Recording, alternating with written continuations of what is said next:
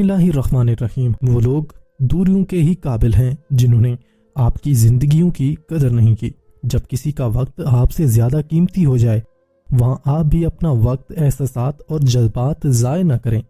ہمیشہ یہ دکھاوا کریں کہ آپ ٹھیک ہیں، چاہے زندگی آپ کو کتنی ہی مشکل میں ڈالے۔ رازداری دوسروں کے رحم کرنے سے کہیں زیادہ خوبصورت ہے۔ نفرت ہے مجھے ایسے لوگوں سے جو میرے سامنے اچھا ہونے کا دکھاوا کرتے ہیں۔ جب رشتے سچے ہوں تو زیادہ سنبھالنے نہیں پڑتے، اور جن رشتوں کو سنبھالنا پڑے وہ رشتے سچے نہیں ہوتے۔ جسے آپ سے بات کرنی ہو وہ آپ کے نکتے اور قومے کا بھی جواب دیتا ہے۔ صبر کے کچھ گھونٹ اتنے کڑوے ہوتے ہیں کہ زندگی بھر کی مٹھاس چھین لیتے ہیں۔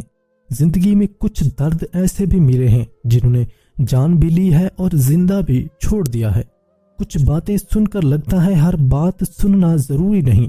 کچھ باتیں کہہ کر لگتا ہے چپ رہتے تو اچھا تھا۔ کچھ باتیں سہ کر لگتا ہے کہ کچھ کہہ دیتے تو اچھا تھا۔ دکھاوے کی محبت، مطلب کی دوستیاں اور نام کے رشتے، سب سے تنہا رہنا بہتر ہے۔ خود کو اہمیت دینا سیکھ لو، کسی کی کمی کا احساس نہیں ہوگا۔ چیزیں ٹھیک ہو جاتی ہیں، وقت بھی بدل جاتا ہے، لیکن ہم پہلے جیسے نہیں رہتے۔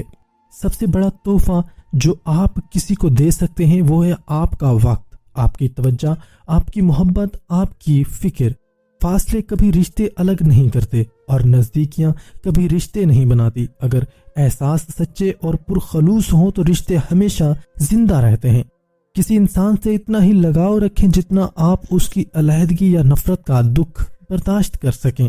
دل کے رشتے بھی عجیب ہوتے ہیں، وہی سب سے زیادہ ہوتے ہیں جو رشتے ایمانداری سے نبھاتے ہیں۔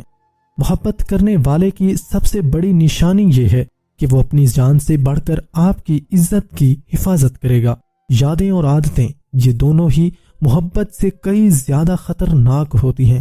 زندگی میں ایک وقت ایسا بھی آتا ہے جب حقیقت سے واقف ہونے کے باوجود انجان بننا پڑتا ہے۔ ناراضگی اور بیزاری دو الگ پہلو ہیں۔ کسی کو منانے سے پہلے دیکھ لیا کریں کہ وہ ناراض ہے یا بیزار۔